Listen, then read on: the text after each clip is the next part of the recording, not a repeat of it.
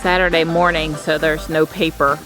News and Observer Raleigh does not create a physical paper on Saturdays anymore. And I got a notification from Amazon that I had a package delivered, and it's not up here, so it must be down there.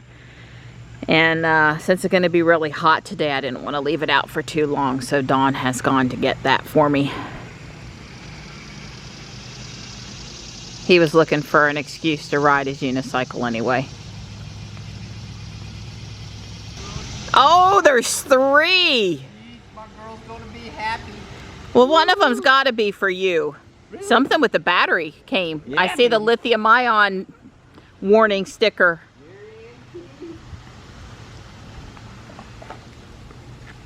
Donald, that TV. Oh, 2 for me, 1 for you. Okay, cool. One of them feels like subscribe and save. Thanks for going out for us. You're welcome. Uh-oh. Uh-oh. I forgot what today is. It's the first of the month. First of the month. You know what that means? It means hair color, vitamins. Oh, no, it means I go read my meters. Right, it means to go read your meters. Sorry, I didn't remember to remind you this morning. Don't you have A set up to do that on the first of the month? I should do that. That's probably a good idea. 10 a.m. reminder to go read the meters at the first of the month. I bet she'll take a first of the month command. That's right. But your battery for your cameras there. Oh, that's right. We ordered me a new vlogging camera battery. Cost Don a whopping 50 bucks. Yeah, it's a very. It's a real Canon battery. From CanonUSA.com. Right. So hopefully, well, one of the ones that's sort of starting to not do great's a 3-year-old battery used daily. That's I mean, how upset can you be? Well, for 50 bucks. Well, I'm going to put that one in as the main daily battery and use the other ones for backup, so maybe I'll be able to make it through the whole day again if I would just remember to charge at night. Yeah, a little dot. I'm going to put a little dot because they all do look exactly the same. You think? Yeah, I think. Yeah. The bugs are actually not biting this morning. The humidity is down just a smidge, so I'm able to sit here with Gray for a minute because A, we didn't get any rain last night, so my seat cushion's not wet, and B, the bugs aren't running me into the house. Hey, sweetie pea, you got an itch? I'll help.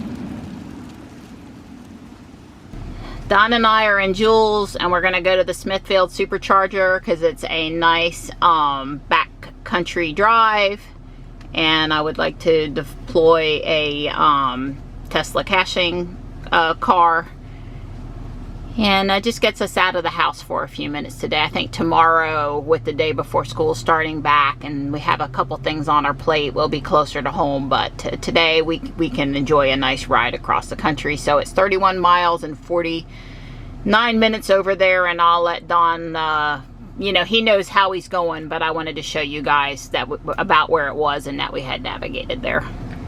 So the car's been basically sitting in the garage since we put the mats in the Thursday evening. Yeah. And we didn't drive her yesterday. Didn't drive Jules yesterday at all. And then I went and got it today. Now, of course, this was inside the garage, so it wasn't baking out in the sun.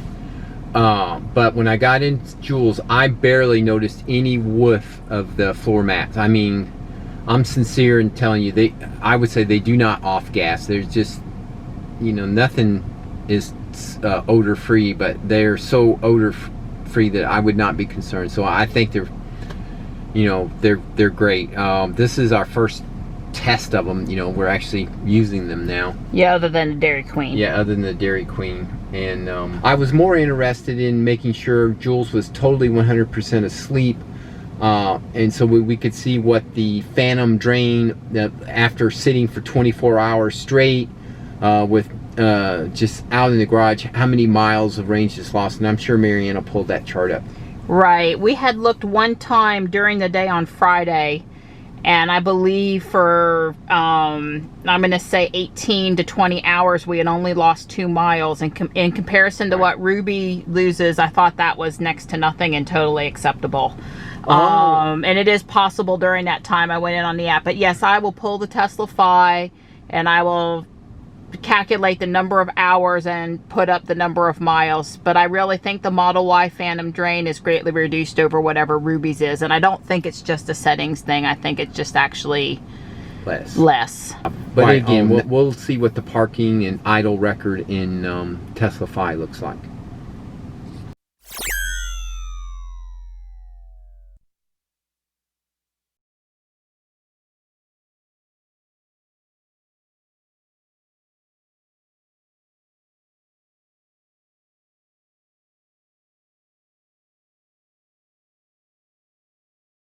Yeah, I monitor the Facebook forums and people all the time are like, why did my car use a few miles while it was sitting there? And after a while, it's like, just enjoy the car.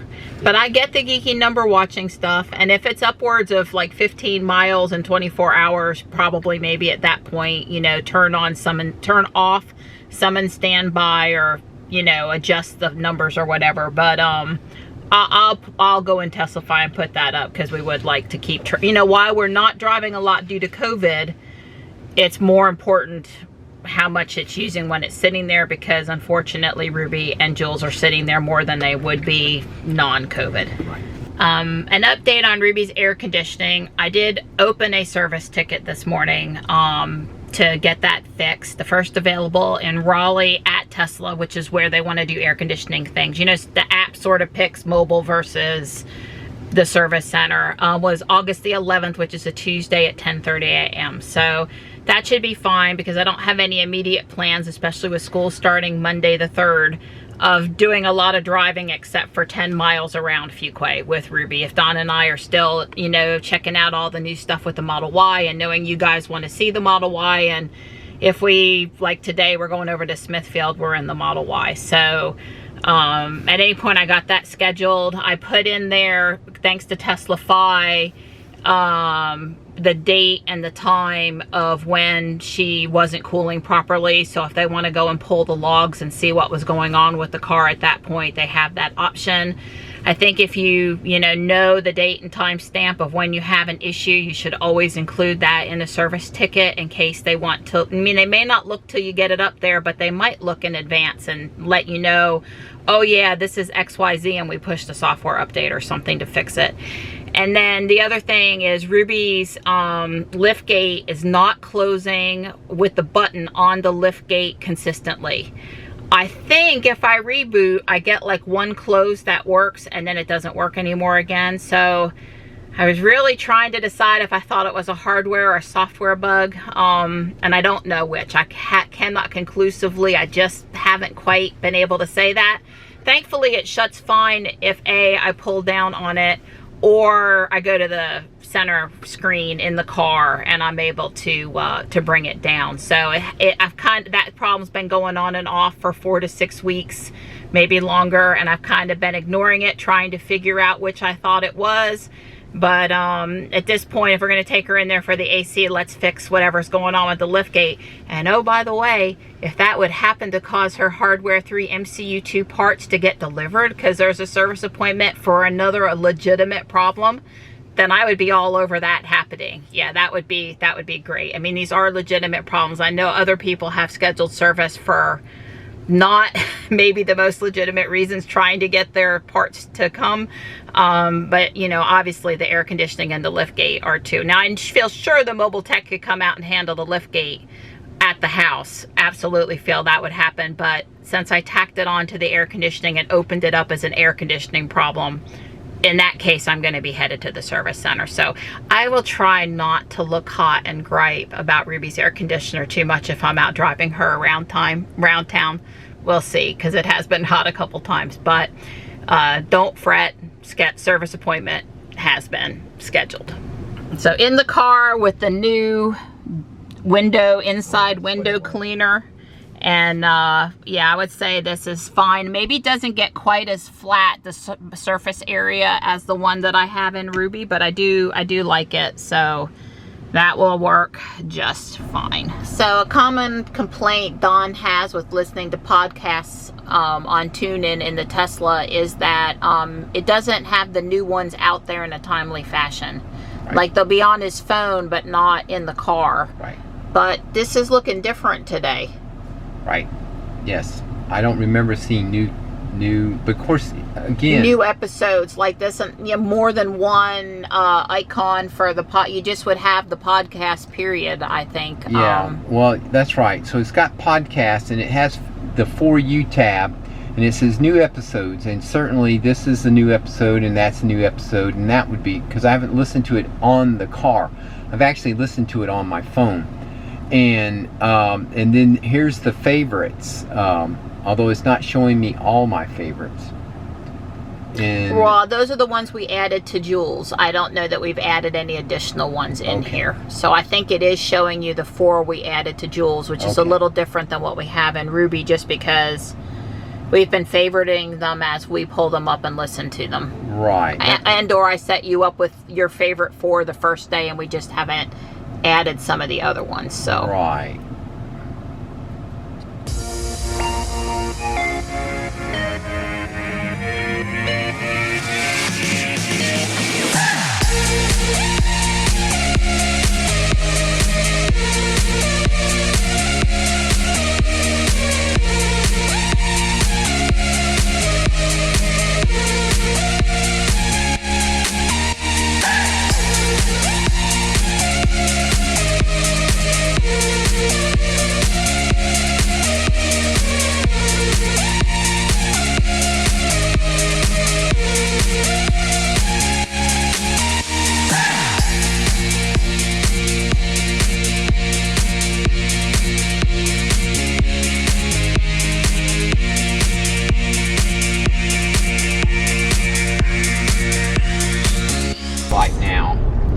This traffic light ahead popped up before, almost before we could see the traffic light. Of course, we know the traffic light is here because we come this way all the time, but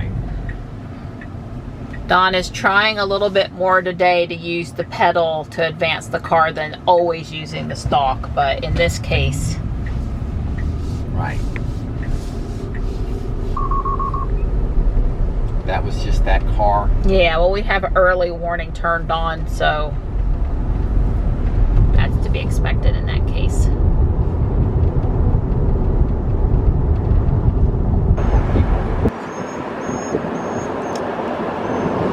So I started filming here because there is this huge ice cream cone. I feel for these people, there's not going to be a state fair. It was announced that we're not going to hold our state fair this year because of COVID, and those food truck people, you know, they got to be hurting. But I think it's probably safe for them to pull up at an empty parking lot and let 1 or 2 people stop at a time and come get food from them. I think that, you know, is totally socially distanced and out in the sunshine. So let them do that. People, be nice to them. Folks, offer them parking spaces if it's not going to really be a bother to you, because, you know, they got to be hurting. And I think it was probably safe to stop over there too.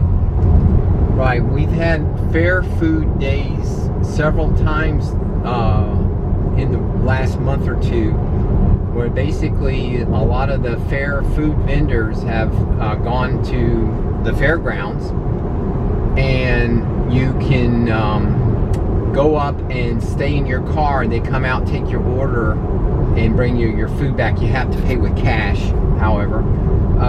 They don't have an app or anything like that, so you know, some of the vendors are able to sell their food on these fair food days, and they've had it on multiple weekends. I'm going to say it's been at least 4 weekends they've had it, on Saturday and Sunday. I suspect that will continue in the future. We also have an interest in knowing when we're using autopilot, and especially with this traffic and stop sign function enabled, how much are we using to brake and how much are we using regen? So when we leave the Supercharger, we're going to try to mount a GoPro on the underside of the steering wheel pointed at the brake pedal. So as we drive out of the Smithfield area, where we should have to go through several stop signs and stop lights, we can kind of get a feel for regen versus brake. It won't be fully scientific, right? But it will give us a little bit of a different picture. I don't think I've seen too many videos out there where people pointed a camera at the brake pedal. So I think it will be interesting, because obviously we don't want to wear our brakes out. So we can see the Highway 50 light visually ourselves right now.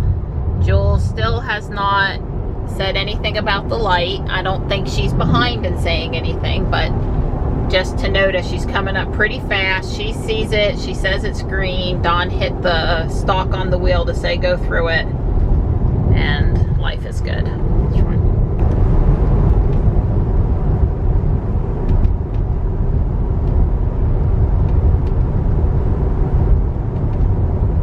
Dawn has Jules has an intermittent rattle coming from the area of the touchscreen that's kind of driving Dawn nuts. He's probably gonna open a service ticket on it. It's not anything broken or urgent, but at times it's very noticeable. And right now, of course, because I'm trying to record it, it's not doing it. Yeah, we've changed pavement now. There is a storm cell east of Smithfield. We came in from the west. Fuquay is west of Smithfield, so I'm pretty sure we're not going to actually have that rain, but I realize it looks pretty dark over there, and you know, me and Dawn, we're always pretty concerned if we think we're going to hit a summer storm cell that could have hail. You know, Jules is not perfectly clean today. That's really not what it's about, but we certainly want to avoid any storm cells that could have hail in them.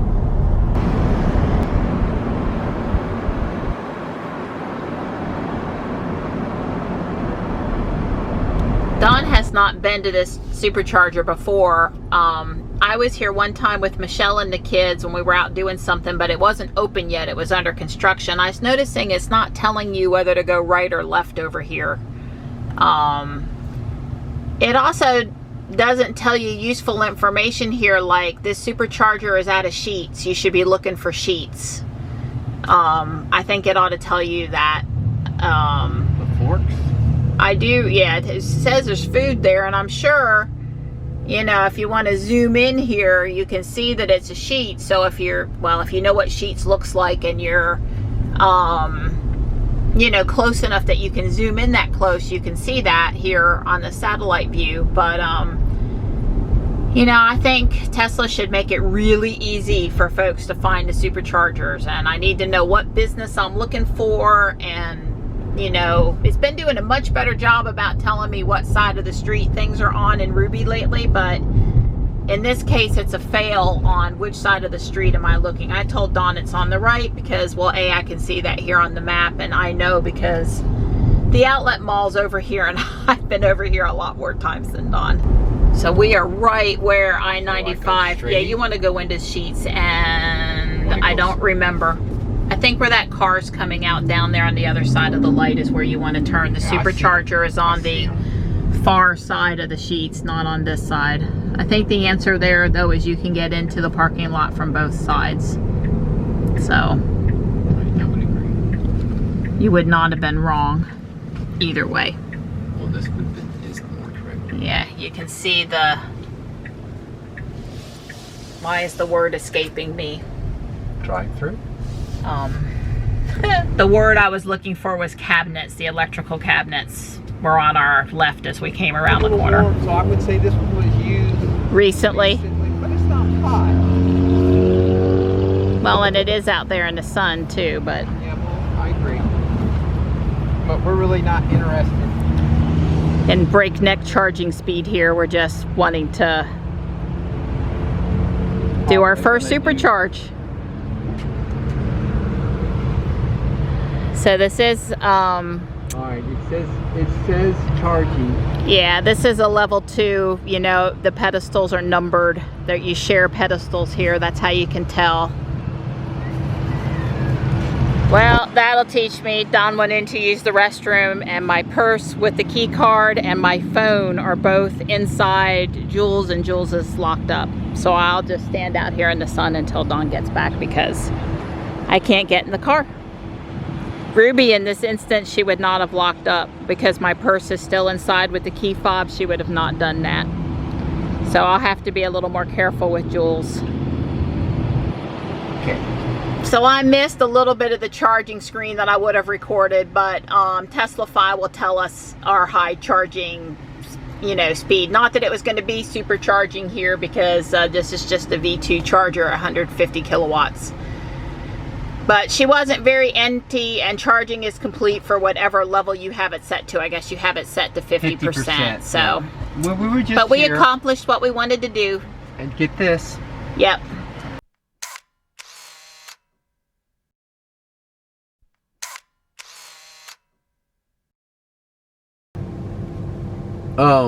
So the little plastic food service gloves, I used those so I could get a good feel for the handle.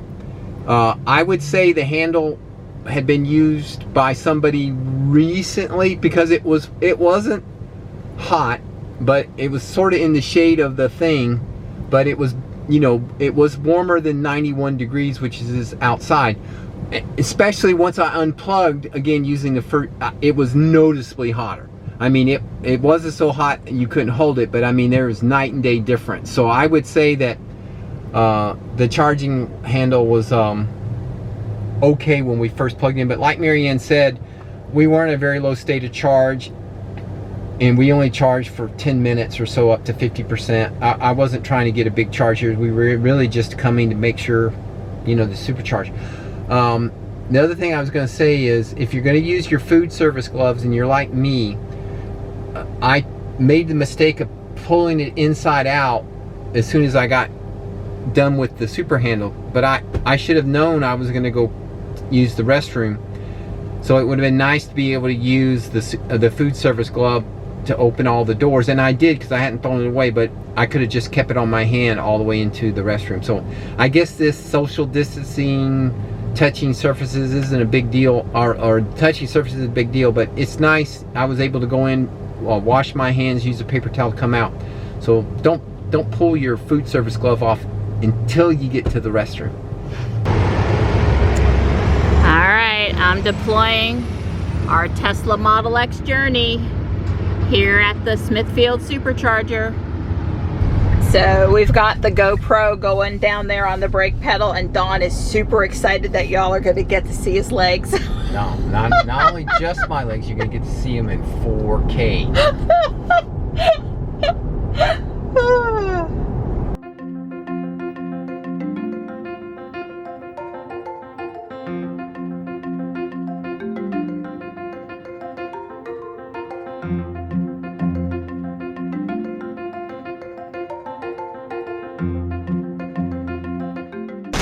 Donnie? Yeah. It's raining. We're getting wet, please. No hail though. Right, no hail. I don't think. There's no severe thunderstorm warnings, but there's a lot of rain out there now. It popped up, I swear, out of nowhere. I joked with Don that we were doing a new car leak test. Don't see anything leaking, thankfully. Him and Jules are doing a good job. We're near Michelle's house, actually. I joked with Dawn, should I have Michelle pull her van out so we can pull Jules in? She would do that for us, she would. Dawn has reduced his speed, smartly so. There's been a few cars come past us with no headlights on. I don't know how they expect for people to see them.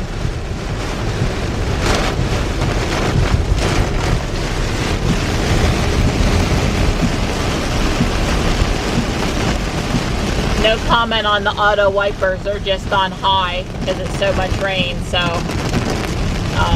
they're not really having a chance to think about slowing down too much.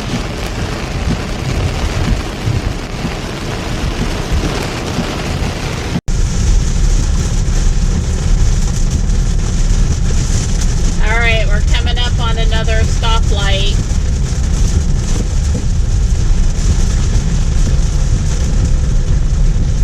I did not see the brake move. Yep, a little bit of braking right there at the very end, the second pump of the brake pedal. Right.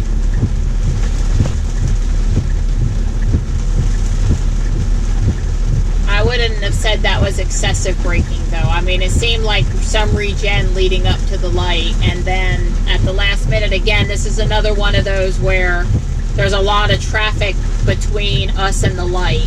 Right, it's actually backed up here. Right, probably somewhat due to the rain. Yeah, I don't quite understand why we're not moving yet.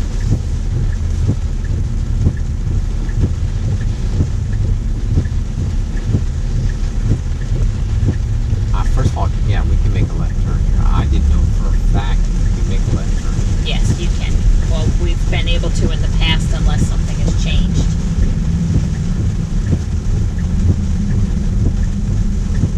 Well, I would say Jules did a great job there of not fast accelerating up to the stoplight because she thought she had an opening. She seemed to know there was still a stoplight, knew it was a red stoplight, and then creeped up behind this Cadillac here in the left turn lane. So yeah, she did it about as good as I would have. Right, I think that was perfect. Can't critique that in any negative way. Yeah, I agree. She did it as good as I would have done it. About as good as I would have done it.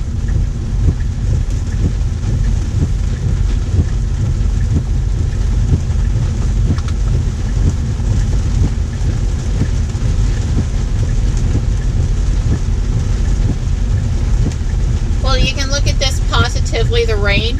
We're doing a leak test. Right. A new car leak test.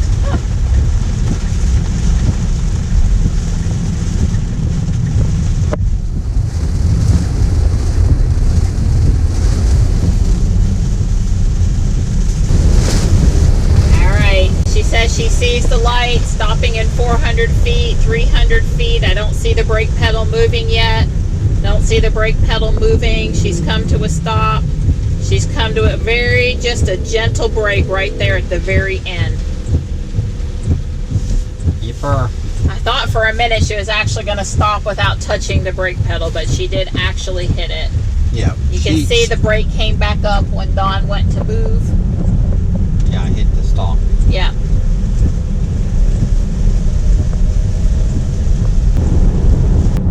Jules has not seen the light yet. There, she sees the light, 500 feet, 400 feet, 300 feet.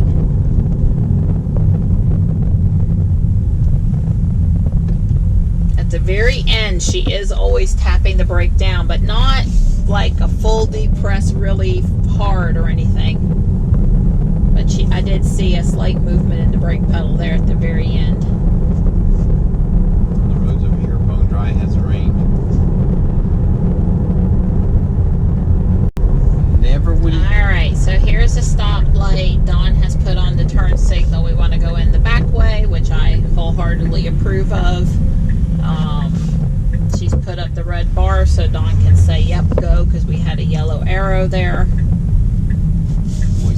It's a little slow going around the corner with traffic aware cruise control on. She was very tentatively making that curve, but not bad. Well, Ruby used to try to accelerate in the middle of the curve, like when you not go around curves in traffic aware cruise control. Please, I think Jules handled it better. Right. You don't need to like try to floor it in the middle of the curve, which is what Ruby used to do. That's right.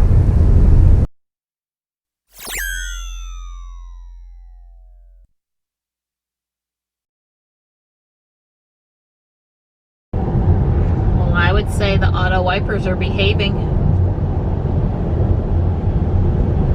They slowed up on their own. Yep, I agree. They are still wiping, which I see water on the window, so that's good. I'd say they're behaving.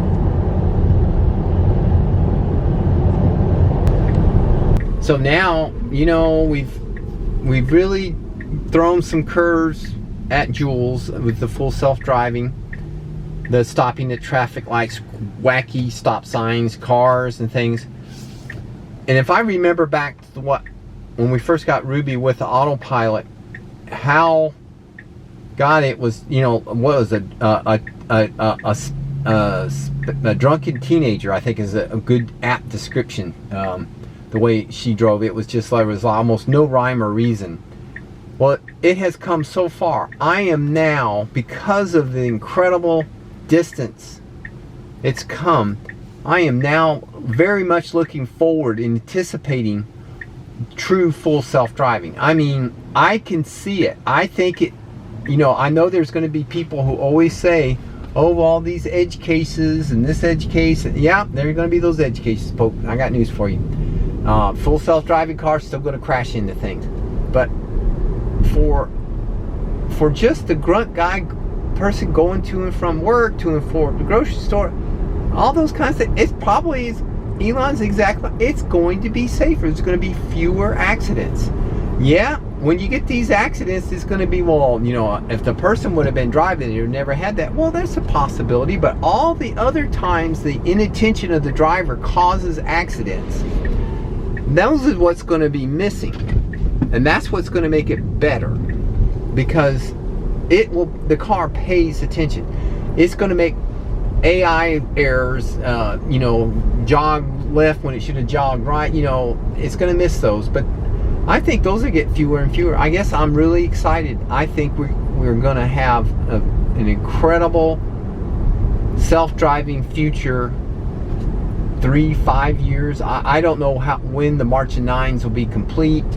I don't know all those kinds of things, how much politicians. I still believe that regulators are going to slow Tesla down because the other auto manufacturers don't have it, and they're going to be slipping regulators money to not approve Tesla. They're going to, you know, the shorts are going to, all the people, there are so many people lined up against Tesla's full self-driving future.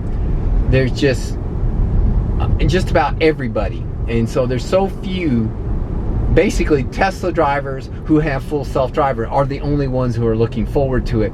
And everybody else on the face of the earth, one way or another, either doesn't care or is adamantly don't want that future to happen. So I think that that's going to slow it down.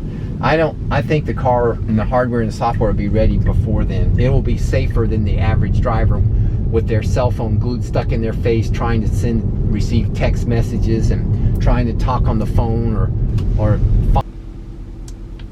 Let me just take a quick look around. Right offhand, I don't see anybody else, so. Yeah, it'd be really bad to hit a deer. Yeah, let's not hit a deer in the driveway. No, let's not do that.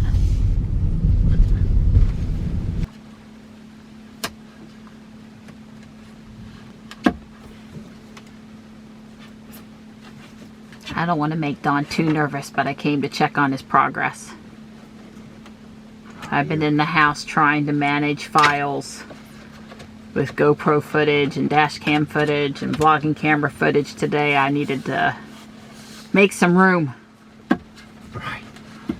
My girl, she's been heavy duty videoing. Yeah, there are very few people you would know that would have more data than me, because I've been creating data since 2000 and growing a lot every year. So,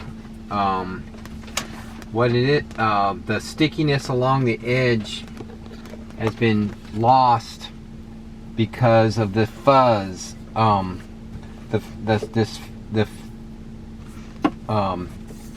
wiped it all off now. Maybe if you can see right here, some little fuzz from the lining of the console.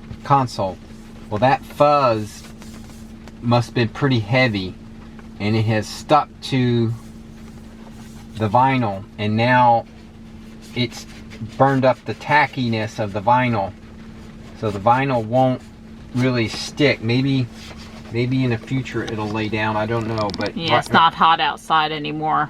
Well, yeah, I mean, it's just, I don't know. I'm just saying is that word to the wise, get as much of that fuzz out of your car. Wipe it, sponge it, wash it, do whatever it takes, because that fuzz has killed the effectiveness of the adhesive yeah, on the edges where you need it. But I would have to say, I got a couple got some small air bubbles in it. It's not perfect, but you know, I like the white. It did go down okay. So I would warn people to be very careful with the fuzz. I mean, this was like literally black with fuzz when I wiped it down with a microfiber and cleaned it with alcohol. All that was great, except for I didn't know to do along the edge there. and that kind of screwed it up. Yeah, I would tell people get 2 of these. Maybe if you buy one of those more expensive kits, maybe you can be successful the first time, and maybe they'll send you a piece if you screw up or something, you know, if you go to Abstract Ocean or somebody like that. But because I would say, I'm not going to fault the material here. I think if you know what you're doing, and if I'd have known the fuzz, that would be Don pulling it off now. That would be me. If I'd have known about the fuzz to start, nobody said anything about the fuzz. Everybody said, "Oh, wipe it down so it sticks good," but then nobody say anything about the fuzz causing a problem. But I would say the fuzz is a major issue.